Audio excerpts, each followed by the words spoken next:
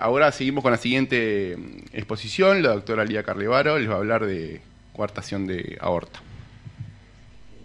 Hola, buenos días. Gracias por invitarme a participar de esta actividad. Como siempre, intentaré ser lo más dinámica posible para no aburrirlos. Sé que las cardiopatías congénitas les encantan a todos. Y yo voy a intentar hablarles un poquito de lo que tiene que saber el cardiólogo clínico sobre coartación de aorta.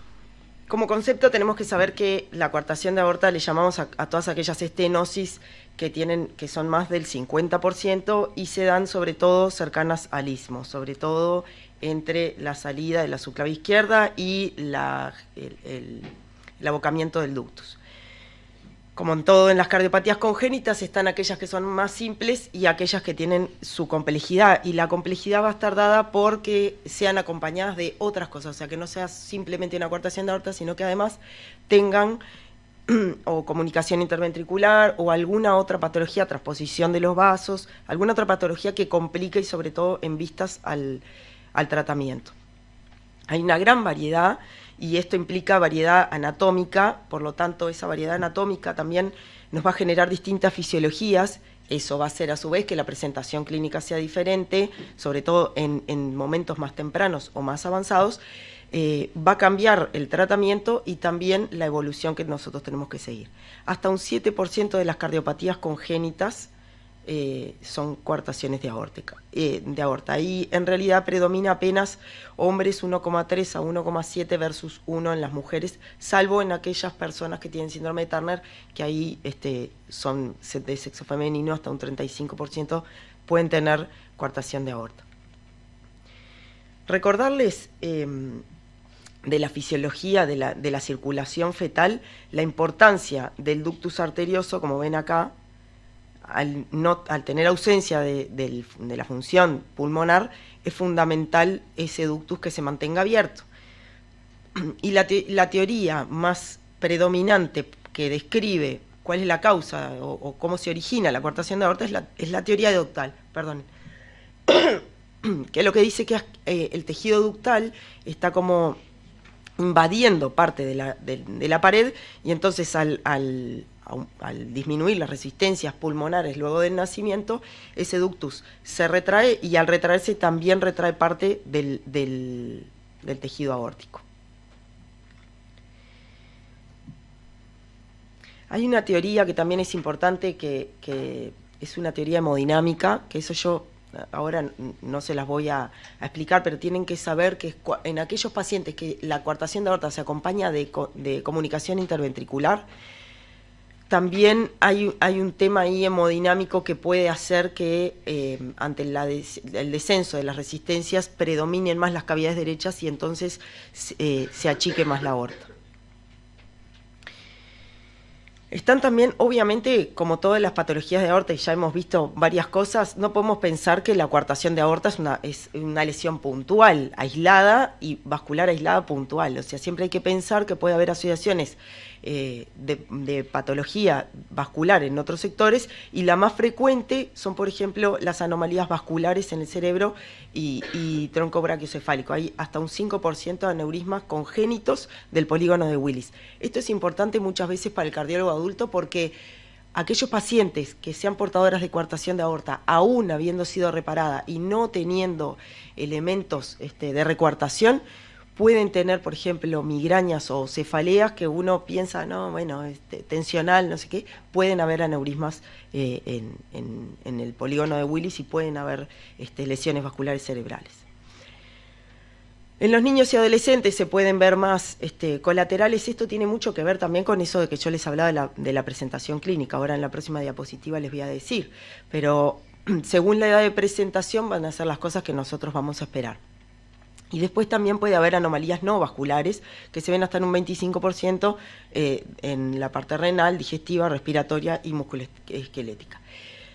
Recordar que se asocia muy frecuentemente la coartación de aorta a la válvula bicúspide. Entonces, tenemos algún paciente que tiene válvula bicúspide, tenemos que ir a buscar a ver si no tiene coartación. Y si tenemos un paciente con coartación, tenemos que ir a descartar que no tenga válvula aórtica bicúspide. ¿Por qué? Por todo lo que ya explicaron mis colegas anteriores, que además implica en lo que puede llegar a ser más adelante la indicación de tratamiento. Y la presentación clínica, yo no los voy a aburrir con la presentación neonatal, claramente según el grado de severidad que tenga esa coartación, va a implicar que la presentación sea más temprana. Entonces el neonato generalmente se puede presentar, ahora se hacen muchas veces rastreos neonatales, se les tocan los pulsos, se les hace saturación pre y postductal, pero muchas veces si tienen ductus amplio eso puede pasar desapercibido, no se escucha el soplo, puede pasar desapercibido, se van para la casa y vuelven a los 15 días con un shock cardiogénico, disfunción biventricular, unas coartaciones críticas y el niño con alta mortalidad. Esa es la presentación neonatal. Después en el niño adolescente, en aquellos que la coartación no fue muy severa, entonces se pudieron desarrollar, muchas veces se puede ver que niño 8 o 9 años se le escucha un soplo, tiene tendencia a la hipertensión arterial, le vas a palpar los pulsos, tiene pulsos disminuidos, bueno, se le hace un eco y se le encuentra la coartación y ahí el tema de la reparación va a ser diferente.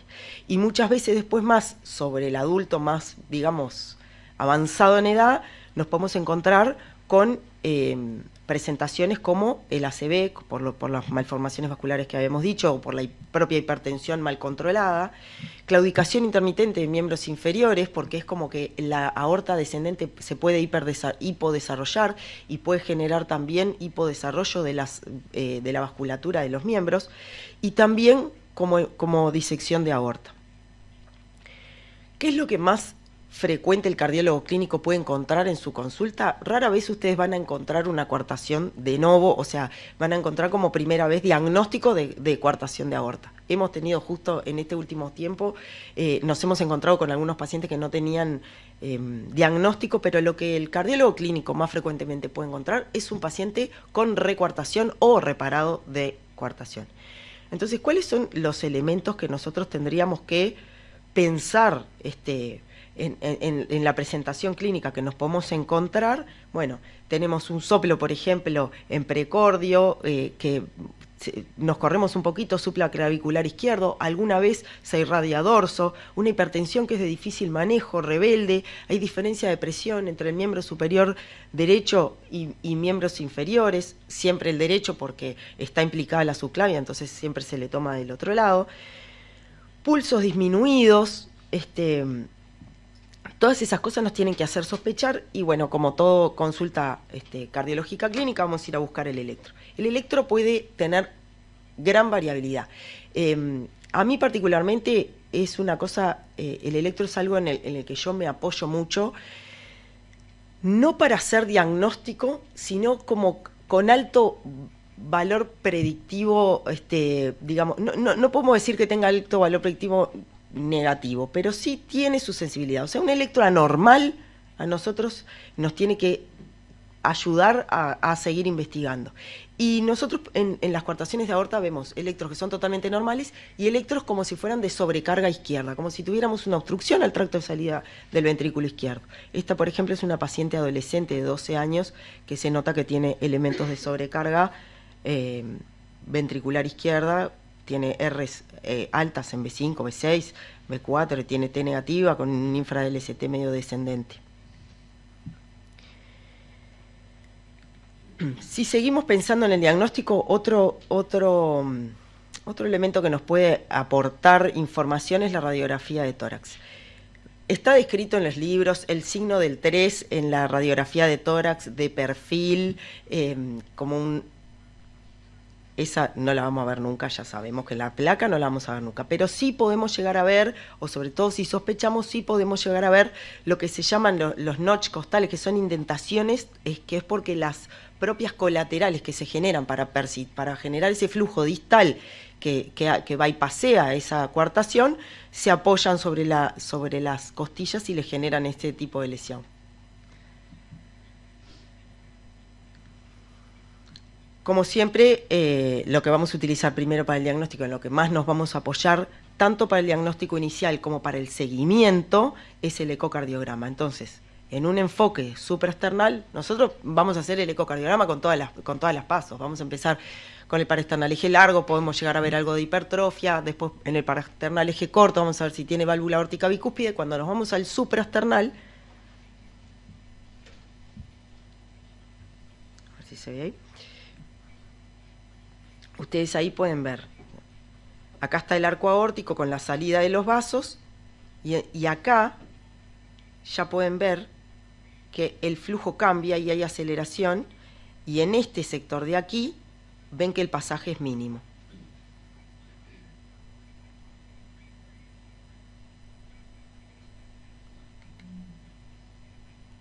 Y cuando nosotros tiramos el Doppler continuo en ese sector, lo que vamos a encontrar es gradientes elevados cuando nosotros decimos que un paciente tiene coartación o recuartación que sea significativa, cuando el gradiente medio supera los 20 milímetros de mercurio. El gradiente medio por eco se asemeja bastante al gradiente pico a pico del cateterismo. Nosotros no usamos cateterismo para hacer diagnóstico de coartación, nos ayudamos con el eco. Nos ha pasado también de pacientes que tienen gradientes que no llegan a tener a generar gradientes de severidad, digamos, en el Doppler continuo, pero que, por ejemplo, te relatan claudicación intermitente dolorosa. Entonces, esos pacientes tú los haces moverse en la propia consulta, subir unas escaleras, bajar, le haces el continuo y se nos va el gradiente muy alto. Nos pasó con una paciente el año pasado. En este caso, por ejemplo, otra cosa que se puede ver es el arrastre diastólico, que es lo que se ve acá. Nosotros tenemos el gradiente pico, que en este caso era 85, ya sabemos que el gradiente medio nos iba a dar altísimo, pero además tenemos el arrastre diastólico, que es esto.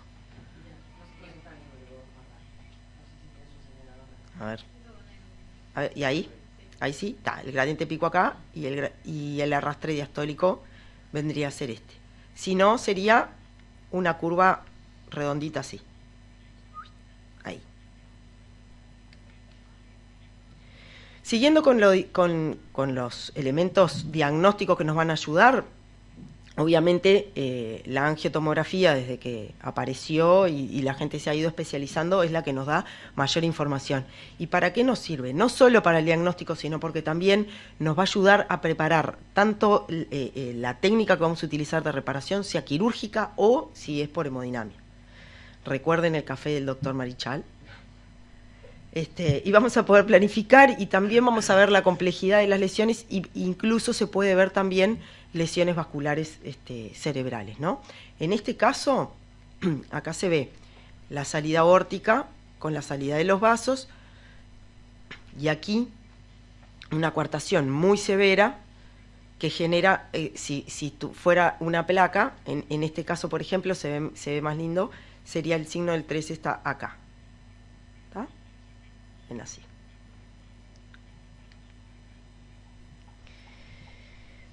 ¿Cuándo hacemos cateterismo en la coartación de aorta? En realidad el cateterismo, más que nada, lo vamos a utilizar en vistas terapéuticas, ¿no? Si bien el cateterismo en su momento nos va a definir anatomía, nos va a valorar colaterales que podemos tener que cerrar después, nos va a hablar de la presión pulmonar y de resistencias en el caso que además tenga sobre todo lesiones asociadas, como yo les decía, si se asocia a CIB o si tiene vasos traspuestos o si tenemos alguna otra alteración. Pero el cateterismo tenemos que pensar que va a ser sobre todo para tratamiento. Como yo les decía, un gradiente pico a pico menor a 20 milímetros de mercurio se considera leve, en realidad mayor a 20 ya es significativo. Respecto al tratamiento, yo siempre les digo que a mí me gusta hablarles de cosas pediátricas. ¿Por qué? Porque uno, cuando se encuentra con un paciente de estos adultos, tiene que saber qué fue lo que pasó de niño. Es muy importante saber cuál fue la técnica quirúrgica que se utilizó, porque esa nos va a hablar de las posibles complicaciones según esa técnica, a qué edad se trató o a qué edad se resolvió esa coartación. Y entonces, aquellos pacientes que fueron diagnosticados menos de un año de vida y quedaron sin tratamiento, sobre los 30 o 40 años probablemente vayamos a tener alguna complicación. Y dentro de esas complicaciones podemos ir hasta las más leves, como una recuartación, o más severas, que pueden ser insuficiencia cardíaca, rotura de la aorta, endocarditis. Y entonces, por ejemplo, en los niños que son asintomáticos, que nosotros sabemos que tienen una coartación significativa, que le notamos que tienen los pulsos medio disminuidos, que tienen tendencia a la hipertensión, que no es muy severa, que la podemos ir tratando y aguantando, la reparación, lo que decimos es, entre los 2 y 3 años es recomendable reparar. ¿Por qué? Porque cuando los reparamos antes del año, está descrito en la bibliografía que recuartan más, y si los reparamos más de los 3 años, tienen más tendencia a la hipertensión y a la ateromatosis temprana. Y esa hipertensión muchas veces es difícil de controlar. Es una hipertensión que queda rebelde. La reparación quirúrgica, como yo les decía, según la etapa del diagnóstico, vamos a elegir qué técnica de tratamiento vamos a utilizar. Y entonces la reparación quirúrgica se usa para el neonato. Principalmente ustedes se tienen que quedar con ese concepto. Se puede hacer por toracotomía izquierda, es lo más habitual. La mortalidad va a tener que ver con la complejidad de la lesión. Si es una coartación simple es una cosa, si es una coartación que además tiene otras lesiones asociadas, puede llegar a ser más compleja y puede no poder resolverse en una sola intervención. Y tenemos que, esto es como yo les digo de concepto, la cirugía es una vez, en principio una vez, y en el neonato. No es de elección en pacientes ya operados con recuartación y no es de elección en pacientes adultos o adolescentes. Ante la necesidad, porque no hay otra posibilidad de reparación, ahí sí convocamos al doctor Marichal y le decimos que nos ayude con esto y vamos a intentar o ponemos un parche o ponemos un bypass.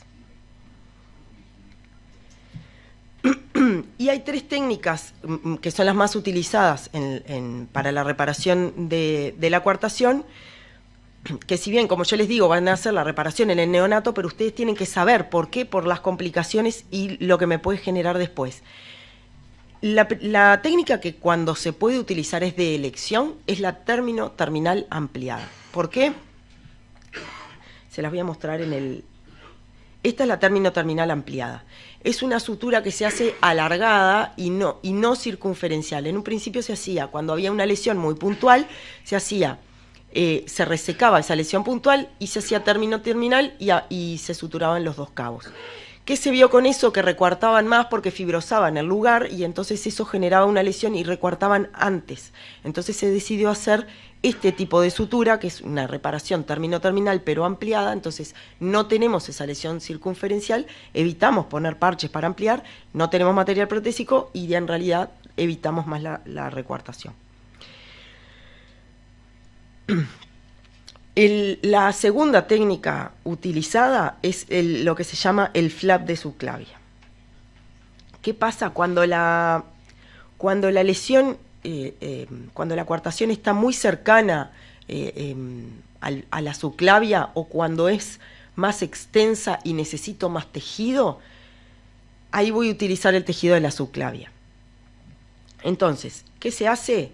Se recorta acá, ¿no? Se secciona, se hace la sección también del cabo distal y se utiliza el tejido de esa subclavia como parte del tejido de la reparación. Entonces esos niños quedan sin subclavia. No se asusten, los niños son muy fuertes, se recanaliza eso, por otro lado no hay que ponerle nada. Esto no puede suceder en adulto. Si yo a un adulto le saco la subclavia porque se me ocurrió la brillante idea. Un día yo escuché a la doctora Carlevaro decir que se podía reparar con flap de subclavia y tiene 18 años y le saco la subclavia, lo dejé sin brazo. ¿No es cierto? A esa edad ya la gente no resiste tanto. ¿Qué pasa con el flap de subclavia? ¿Cuál es la principal desventaja? Que se pierde la subclavia. Entonces, bueno, por eso es una de las cosas que cuando nosotros vamos a controlarlo, cuando es adulto, decir... ¿Qué técnica quirúrgica se utilizó? ¿Fue un flap de subclavia? El brazo izquierdo no le voy a tomar la presión, le voy a tomar siempre en el derecho. Y bueno, por último, en realidad, y lo menos utilizado, son parches protésicos, que en realidad eso se utiliza cuando hay lesiones que son muy extensas, que no se pueden reparar ni con flap de subclavia, obviamente, no tampoco con la término terminal ampliada, y en esos casos se puede utilizar. Obviamente tienen más, no crecen acompañando al niño, tienen mayor incidencia de aneurismas, tampoco tiene sutura circunferencial, o sea que eso podría ir en la ventaja de la no recuartación, pero por otro lado puedo llegar a tener una una estenosis más extensa. Después acá, esto yo se los puse para que vieran cómo era, sobre todo esta, que es la término terminal común. Esta sería la término terminal ampliada. Acá hay parches. Hay otras opciones que podrían ser bypass, que bueno, ahora también últimamente se puede utilizar en las recuartaciones y sobre todo cuando tenemos casos complejos. Este es un paciente que presentó la doctora Garretano en un congreso. Se lo robé y no le pedí permiso, se lo iba a preguntar ayer y me olvidé. Tenía una recuartación significativa que estaba muy cercana a la salida de la subclavia izquierda. Entonces se decidió hacer un tratamiento híbrido, como ustedes ven acá. Se perdió en este caso de la subclavia izquierda, pero se le colocó un bypass por otro lado para poder persistir el flujo hacia el miembro superior izquierdo. Y el tratamiento de elección, sobre todo para ustedes que van a verlo en los adultos, va a ser la angioplastia. Dos tipos de tratamiento con angioplastia. Angioplastia simplemente con balón. Generalmente no se va a usar en adultos. Eso se usa sobre todo en niños, en coartaciones puntuales, no en una coartación nativa, o sea, en una coartación que ya fue operada. Por ejemplo, en un niño una coartación operada, término terminal, circunferencial, el niño fibrosa mucho y ahí se puede hacer una angioplastia con balón para dilatar. Esto se ve más que nada en niños, ¿está? Pero siempre pensar que cuándo va a ser efectiva esa angioplastia, cuando podamos disminuir los valores de gradiente, a intentar tener menos de 20 milímetros de mercurio o bajar mucho porcentaje del valor inicial. Es baja la recurrencia en niños y adolescentes, por eso, como yo les decía, en menores de 1 año a veces puede haber más recurrencia y sobre todo con la término terminal común. Puede haber aneurismas después de esta angioplastia con balón, es otra de las cosas que tenemos que prestar atención, y también puede haber lesión femoral y trombosis. Pero lo que nosotros más frecuentemente vamos a ver es la reparación con stent, la angioplastia con stent, genera menos recuartación por recoil vascular, es de elección también en nativas, sobre todo niños y adolescentes que se les diagnostica coartación por primera vez. Vamos a intentar poner angioplastia, vamos a hacer una angioplastia con stent. Es un sostén también para muchas veces cuando tienen un sector más distal que está dilatado, y hay algunos stent que se puede redilatar cuando el niño va creciendo, o sea que puede acompañar el crecimiento del niño. Aquellos que son recubiertos tienen menos disección, pero los no recubiertos son de elección en anatomías específicas o anatomías determinadas, por ejemplo, cuando están muy cercanas a la salida de la subclavia. Del pronóstico, ya me queda poco, pacientes reparados con gradientes menor a 10 milímetros de mercurio, que no quedaron con hipertensión arterial residual y que no tienen aneurismas, es como un paciente que casi que no tiene patología. O sea, lo único que claramente los vamos a controlar, pero lo único que les vamos a decir es, bueno, la única restricción, o cuídense ante ejercicios isométricos con alta carga o con alto impacto a nivel torácico, ¿tá? Hay un riesgo de hipertensión mantenida a pesar de haber reparado esa recuartación y que no tenga gradientes significativos, hasta de un 20%, y sobre todo de hipertensión al esfuerzo. Muchas veces esos pacientes, el tratamiento de elección es con betabloqueante, se le puede pedir una ergometría para ver cómo responden al esfuerzo. Los aneurismas son mucho más frecuentes, como habíamos hablado, en los parches o en alguna angioplastia con balón cuando eran niños sobre el año. La disección se puede ver tanto con o sin aneurismas previos. Las hemorragias intracraneanas, tener cuidado y tenerlas en el pensamiento por aquello que habíamos dicho de las malformaciones vasculares intracerebrales. Y después, otra cosa que puede suceder es que muchas veces estos niños crecieron durante toda la vida con una coartación severa que fue asintomática e hipodesarrollaron la vasculatura de los miembros inferiores. Entonces muchas veces empiezan a hacer ejercicio más alta intensidad y tienen claudicación. Algo no menor, ¿qué pasa con el manejo? Por ejemplo, yo tengo clínicamente algunas cosas que tengo cuando me enfrento a un paciente que puede tener una coartación es si tiene hipertensión residual, cómo están los pulsos, si le hicieron o no le hicieron algún tratamiento, y entonces ahí se nos van dividiendo. Aquí están las guías del 2020 de la Sociedad Europea. tengo un paciente que pienso que puede tener recoartación. ¿Tiene hipertensión? No. ¿Tiene un gradiente pico a pico o si por el eco un gradiente medio mayor a 20 milímetros de mercurio? No. ¿La aorta no está disminuida más del 50%? No. Listo. Tratamiento, te veo el año que viene. Si tiene alguna de estas cosas, ya vamos a empezar a pensar en intervención, sobre todo si tiene un gradiente significativo. Y después, si además tiene hipertensión y tiene gradiente significativo, sin duda que vamos a la intervención, vamos a ir a intentar hacer una angioplastia con stent. ¿Por qué? Porque se vio que si estos pacientes no lo tratamos a tiempo, desarrollan más hipertrofia del ventrículo izquierdo con complicaciones a largo plazo. Y después, obviamente, si tiene más del 50%, o sea, si califica para coartación, lo mismo. ¿Qué pasa con el embarazo? En el embarazo tenemos que acordarnos que las obstrucciones al tracto de salida del ventrículo izquierdo son de las más importantes. Ahora, una vez que vienen las pacientes ya embarazadas, que es lo que característicamente les gusta a las pacientes, es venir ya embarazada con la coartación puesta, ahí tenemos que hacer, para mí, yo soy de las que hacer un seguimiento clínico estricto. Tuvimos algunos casos algunas obstrucciones del ventrículo izquierdo. El último caso que tuvimos, que ya era un embarazo que no fue buscado, estábamos en proceso de intervención con angioplastia y entre los trámites del cateterismo la paciente identifica un embarazo y bueno, en ese caso lo que hicimos fue hacer un seguimiento clínico estricto. La paciente no quiso ir a la interrupción del embarazo, hicimos un tratamiento clínico estricto y una de las cosas que se puede hacer, que es importante también, es hacer el Doppler arterial de las arterias uterinas para ver cómo están, si las resistencias están muy altas, porque eso podría complicar el propio desarrollo del feto. En ese caso salió todo bien y se pudo hacer la angioplastia después. Algunos mensajes, y esto es la última.